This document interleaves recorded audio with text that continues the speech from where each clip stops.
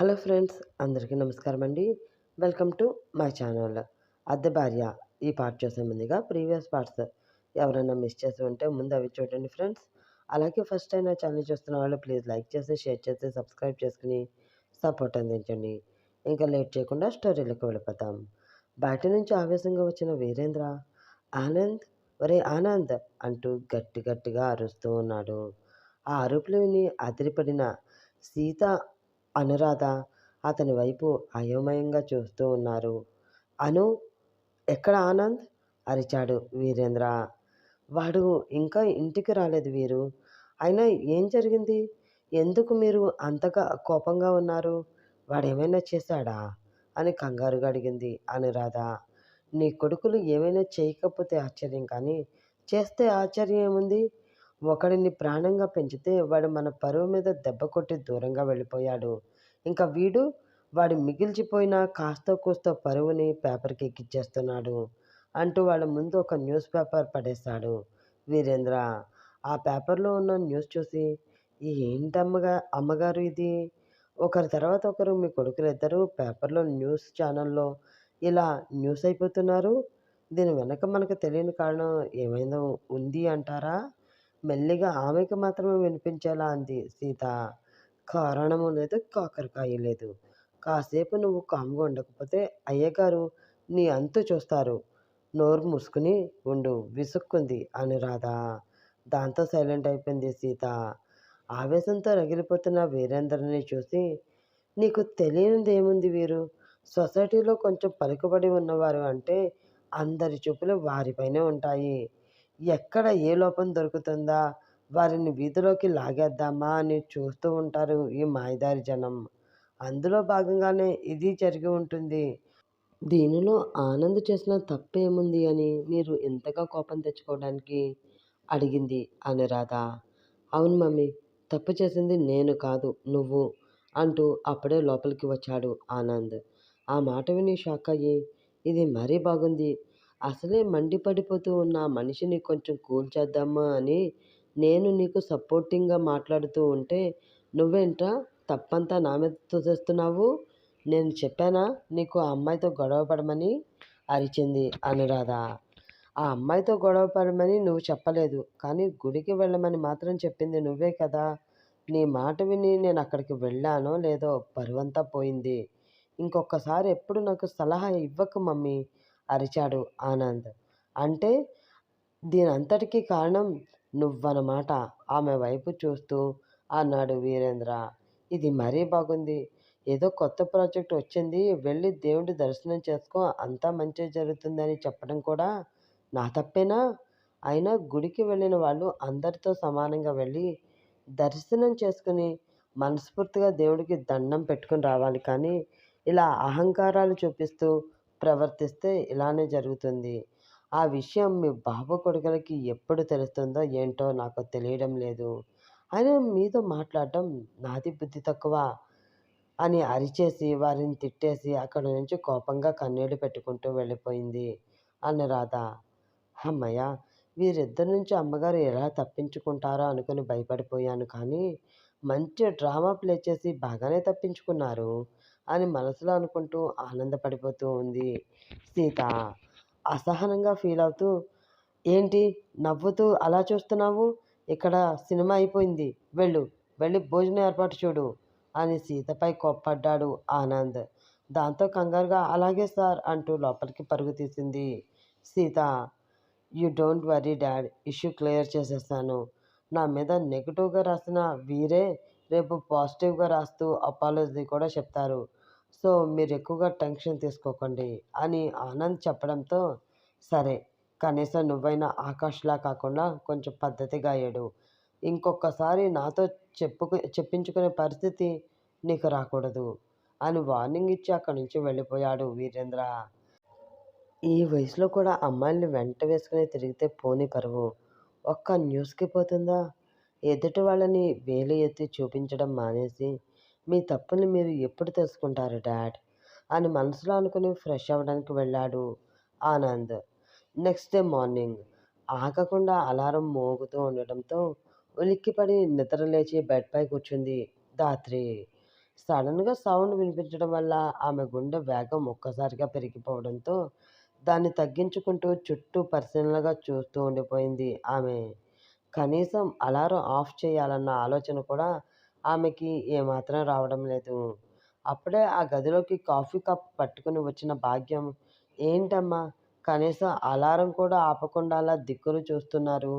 ఏమైంది మీకు?" అని అడిగింది. అది కాదు భాగ్యం. రాత్రి నేను హాల్‌లో డైనింగ్ టేబుల్ మీద తల వాల్చుకొని నిద్రపోయాను. తెల్లవారేసరికి అక్కడ లేకుండా నా గదిలో నా బెడ్ మీద ఉన్నాను. అసలు ఇదెలా జరిగింది? నాకా నిద్రలో నడిచే అలవాటు కూడా లేదు.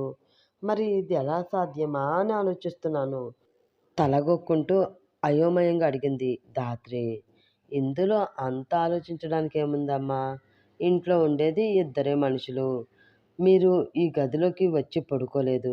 కానీ తెల్లారేసరికి ఇదే గదిలో ఉన్నారు అంటే దానర్థమేమిటి? అడిగింది భాగ్యం. ఏంటి? అయోమయంగా మొహం పెట్టింది ధాత్రి. అబ్బా!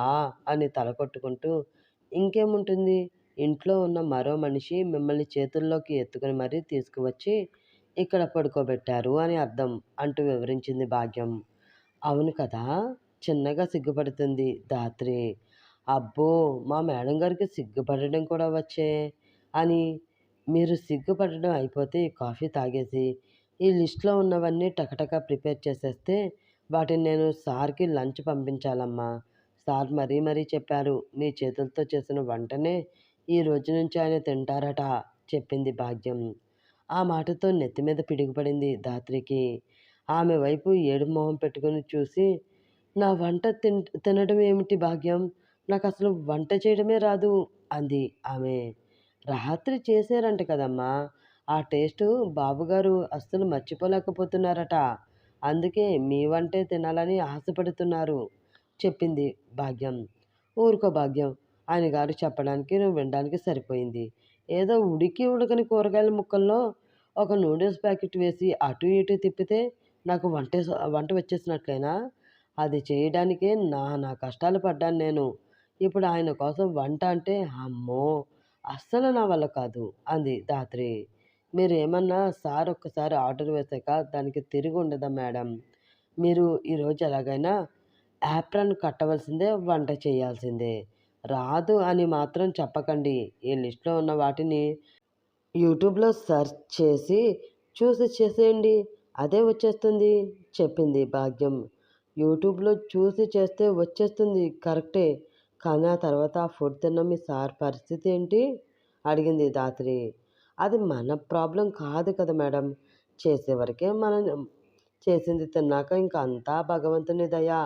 ముందు మీరు లెగండి. అసలే చాలా ఐటెమ్స్ ఉన్నాయి. లేట్ అయిపోతుంది అని భాగ్య అనడంతో చాలా ఐటెమ్సా? అని అనుకుంటూ ఆమె చేతిలో ఉన్న లిస్ట్ ఓపెన్ చేసి చూసిన దాద్రికి ఒక్కసారిగా కళ్ళు తిరిగినట్లు అనిపించింది. అమ్మో! ఇన్ని ఐటెమ్స్ చేయాలా? అంటే సాయంత్రం అయిపోతుందో ఏమో భయంగా అంది ఆమె. ఏమి అవ్వదులే మేడం, నేనుంటాను కదా కూరగాయలు కట్ చేయడానికి. మీరు లెగండి అంటూ ఆమెని లేపి బలవంతంగా వాష్‌రూమ్‌లోకి పంపించింది ధాత్రి. షార్ట్ అయిపోవడంతో అక్కడ ఉన్న చైర్‌లో కూర్చొని రిలాక్స్ అవుతూ ఉన్నాడు ఆకాష్. హాయ్ ఆకాష్ గారు, గుడ్ మార్నింగ్ అంటూ వచ్చి అతని పక్కన కూర్చుంది మేఘన. ఆమెను కొంచెం సీరియస్‌గా చూశాడు ఆకాష్. గుడ్ మార్నింగ్ చెప్తే తిరిగి విష్ చేయడం పద్ధతి ఆకాష్ గారు. అది కూడా మీరు మర్చిపోతున్నారా? లేక మీరు గుడ్ మార్నింగ్ చెప్పడానికి నా స్థాయి సరిపోదు అనుకుంటున్నారా? అడిగింది మేఘన. మొన్న పోలీసులకు ఇన్ఫర్మేషన్ ఇచ్చి ఇక్కడికి రప్పించింది నువ్వేనా? సీరియస్‌గా ఆమెను చూస్తూ అడిగాడు ఆకాష్. ఆ మాటతో గొంతులో పచ్చిమిరగాయ ఇరుక్కున్నట్లు అయిపోయింది ఆమెకి. వామ్మో! ఈ విషయం వీడికెలా తెలిసిపోయింది?